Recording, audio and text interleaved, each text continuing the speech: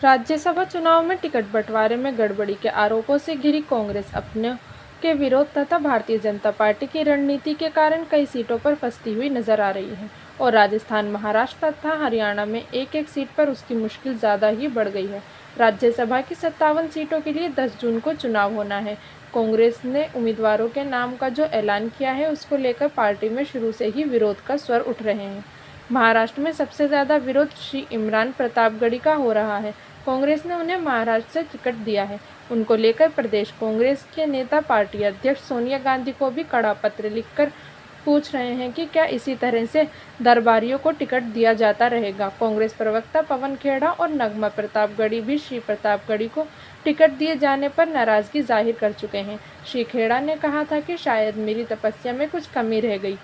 कांग्रेस की वरिष्ठ नेता एवं पूर्व अभिनेत्री नगमा ने और तीखे अंदाज में कहा कि हमारी 18 साल की तपस्या भी इमरान भाई के सामने कम रह गई, वे यहीं नहीं रुकी।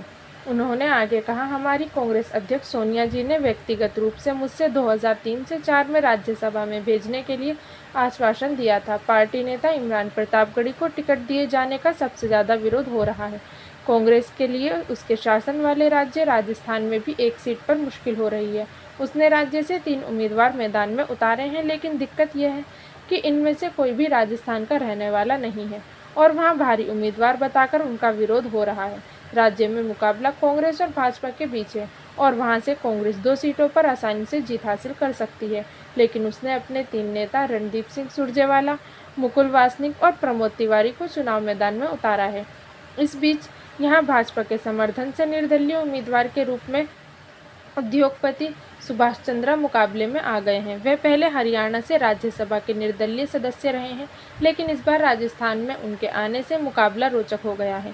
कांग्रेस में भारी लोगों को टिकट देने के बगावती स्वर के बीच उद्योगपति सुभाष चंद्रा खुद को राजस्थान का बेटा बताकर राज्यसभा में पहुंचना चाहते हैं। उनके चुनाव में उतरने से कांग्रेस में खलबली मच गई है और यदि कांग्रेस का उम्मीदवार हारता है तो उसके लिए शर्मिंदगी जैसी बात होगी। कांग्रेस के लिए हरियाणा में भी संकट की स्थिति पैदा हो गई है और वहां महासचिव अजय माकन फंसते हुए नजर आ रहे हैं। वे 2 सीटों पर राज्यसभा के चुनाव हैं। भाजपा की एक सीट पक्की है, लेकिन दूसरी सीट पर निर्दलीय उम्मीदवार को समर्थन देकर उसने कांग्रेस की मुश्किल बढ़ा दी है। उम्मीदवार अजय माकन को फंसा दिया है।